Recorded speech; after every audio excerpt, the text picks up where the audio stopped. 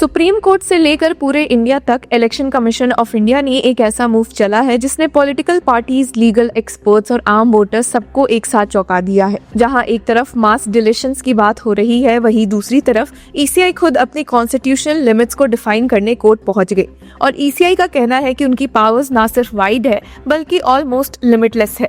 सवाल ये है कि जब सिर्फ 2 स्टेट्स उत्तर प्रदेश और वेस्ट बंगाल में ही लगभग 5 करोड़ वोटर्स पर डाउट खड़े हो जाए तो क्या ये सिर्फ रूटीन इलेक्टोरल रिवीजन है या डेमोक्रेसी के फाउंडेशन को टेस्ट करने वाला मूवमेंट? तो चलिए समझते हैं कि ये पूरा मुद्दा क्या है और ईसीआई की तरफ से सीनियर एडवोकेट राकेश द्विवेदी ने सीजे सूर्यकांत के सामने क्या शॉकिंग बातें रखी है। अब जनवरी 6, 2026 को इलेक्शन कमीशन ऑफ इंडिया ने उत्तर प्रदेश के ड्राफ्ट इलेक्टोरल रोल्स पब्लिश किए और इसी के साथ कंट्रोवर्सी का ब्लास्ट हो गया।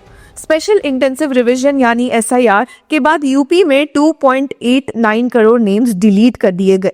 ये नंबर सिर्फ बड़ा नहीं है बल्कि अब तक देश के किसी भी स्टेट या यूनियन टेरिटरी में एसआईआर के दौरान हुई सबसे बड़ी डिलीशंस है इन एब्सोल्यूट टर्म्स। मतलब एक ही स्टेट में इतनी बड़ी वोटर पॉपुलेशन को एक झटके में लिस्ट से बाहर हो जाना नेचुरली सवालों को जन्म देता है। अब यूपी के अर्लियर 2025 वोटर लिस्ट में 15.44 करोड़ वोटर्स थे। एसआईआर के बाद जो ड्राफ्ट लिस्ट आई उसमें सिर्फ 12.55 करोड़ नेम्स रिटेन्ड हुए। बाकी 18.70% यानी लगभग 2.89 करोड़ वोटर्स लिस्ट का हिस्सा नहीं बन पाए। यूपी के चीफ इलेक्टोरल ऑफिसर नवदीप रिंदवा ने मीडिया को बताया कि ये डिलीशंस, डेथ्स, परमानेंट माइग्रेशन और मल्टीपल रजिस्ट्रेशंस की वजह से हुई है, क्योंकि ऑफिशियल फिगर के मुताबिक 46.23 lakh voters 2.99% were found to be deceased, 2.17 crore voters 14.06% had either permanently migrated or were not available during verification, और 25.47 lakh voters 1.65% were found to be registered at more than one place। Paper पर ये explanation काफी NEET और logical लग सकता है, लेकिन ground reality थोड़ी अलग दिखती है। पर अगर यूपी का नंबर आपको शॉकिंग लग रहा है तो वेस्ट बंगाल का सिनेरियो और ज्यादा अलार्मिंग है।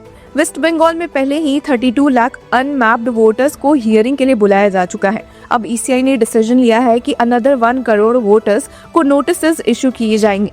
रीजन बताया गया है कि लॉजिकल डिस्क्रिपेंसीज। अब ईसीआई सोर्सेज के मुताबिक ये discrepancies age mismatch, gender mismatch और पेरेंट चाइल्ड एज गैप जैसे इशू से रिलेटेड है, जो सेंट्रल सॉफ्टवेयर को सस्पिशियस लगते हैं। हालांकि इन सब के अलावा ईसीआई ने एक हलचल पैदा की है सुप्रीम कोर्ट में, जहां chief justice of India Suryakant and justice Joy Mallya Bagchi की बेंच थी, जिसके सामने ईसीआई ने अपना स्टैंड स्ट्रॉन्ग रखा और सीनियर एडवोकेट राकेश द्विवेदी, जो कि उनकी तरफ से अपीयर हो रहे थे, ने कहा कि our whole constitution when it said democratic republic, the intention was to make it citizen centric. Senior advocate Dwivedi ने कोर्ट को बताया कि articles 324, 325 and 326 of the constitution and sections 15, 16, 19, 21 subsection 2 and 21 subsection 3 of the representation of people act ECI को electoral roll revise करने से नहीं रोकता। उनका कहना था कि on the contrary the rules expressly envisage that having recorded reasons the ECI can deviate. मतलब ईसीआई के पास डेविएशन की पावर है, बस सवाल ये है कि डेविएशन का एक्सटेंड क्या हो सकता है। उन्होंने कॉन्स्टिट्यूशन के मल्टीपल प्रोविजंस का रेफरेंस दिया, जहां सिटीजनशिप मैंडेटरी है। President, vice president, members of parliament, MLAs, supreme court और हाई कोर्ट जजेस। आर्टिकल 102 सबसेक्शन डी का जिक्र करते हुए कहा कि if he is not a citizen of India और has voluntarily acquired the citizen of a foreign state और is under any acknowledgement of allegiance और adherence to a foreign state. Senior advocate Dwivedi ने यह भी बताया कि आर्टिकल 103 के under final decision president लेते हैं on the opinion of the election commission. Historical context देते हुए भी सीनियर एडवोकेट द्विवेदी ने कहा कि कॉन्स्टिट्यूएंट असेंबली के दौरान यूरोपियंस के लिए सेपरेट इलेक्टोरेट का आइडिया स्ट्रांगली अपोज किया गया था, क्योंकि कॉलोनाइजर्स को इंडिया के डेमोक्रेटिक प्रोसेस का हिस्सा बनाना अनएक्सेप्टेबल था। इसी कंटेक्स्ट में उन्होंने कहा कि article 326 when it says citizens that is something which has to be inquired by the competent authority, और उनके हिसाब से ये कॉम्पिटेंट अथॉरिटी ईसीआई है। सबसे स्ट्रॉन्ग स्टेटमेंट तब आया जब सीनियर एडवोकेट राकेश द्विवेदी ने कहा कि even if there is 1 or 10 or 1000 foreigners they have to be excluded. उन्होंने क्लैरिफाई किया कि ईसीआई पॉलिटिकल पार्टीज के रिटोरिक से कंसर्न नहीं है। We are not concerned here as the ECI of the rhetoric of the political parties, as the ECI it's a constitutional duty. अब petitioners का एक बड़ा आर्ग्यूमेंट ये था कि एसआईआर एक पैरेलल एनआरसी बन चुकी है। इसी पर रिस्पॉन्स देते हुए सीनियर एडवोकेट द्विवेदी ने कहा कि electoral roll preparation registration is not a parallel NRC on the face of it. उन्होंने एक्सप्लेन किया कि एनआरसी में सब लोग आते हैं जबकि इलेक्टोरल रोल सिर्फ 18+ सिटीजन्स के लिए होता है।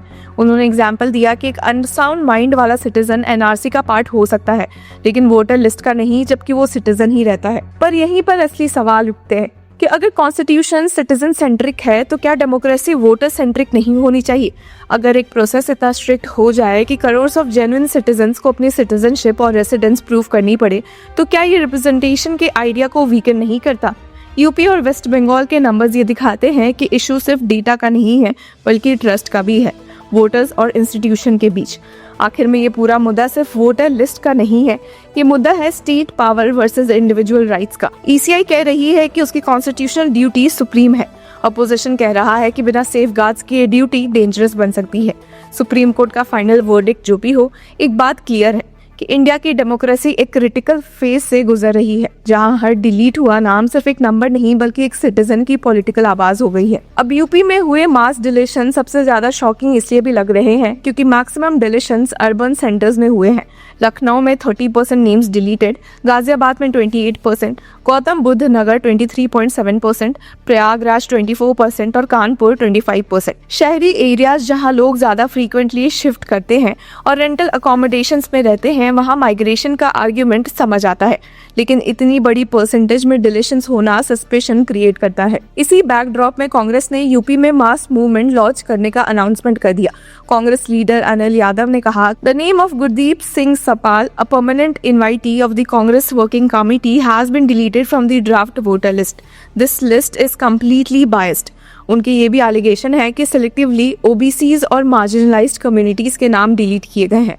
कांग्रेस का मानना है कि एसआईआर के नाम पर वोटर्स को इंटिमिडेट किया जा रहा है और डेमोक्रेटिक राइट्स को डाइल्यूट किया जा रहा है। और वहीं अगर हम वेस्ट बंगाल की बात करें तो पहले जो नंबर था वो था 1.36 करोड़ का, जो एसआईआर के बाद रिड्यूस होके अराउंड 1 करोड़ आ गया। लेकिन इमेजिन कीजिए कि 1 करोड़ लोगों को नोटिस मिला कि आपको हियरिंग के लिए प्रेजेंट होना होगा। ये सिर्फ एडमिनिस्ट्रेटिव एक्सरसाइज नहीं बल्कि मास एंजाइटी क्रिएट करने वाली सिचुएशन है। अब ईसीआई ने क्लैरिफाई भी किया है कि जो वोटर्स सिर्फ सेंट्रल सॉफ्टवेयर में अनमैप्ड दिख रहे थे लेकिन 2002 के हार्ड कॉपी इलेक्टोरल रोल में प्रेजेंट है, उनके हियरिंग टेम्पररली पॉज कर दिए गए हैं। लेकिन ये पॉज उन केसेस पर अप्लाई नहीं होता जो ऑन ग्राउंड वेरिफिकेशन के बाद अनमैप्ड मार्क किए गए हैं।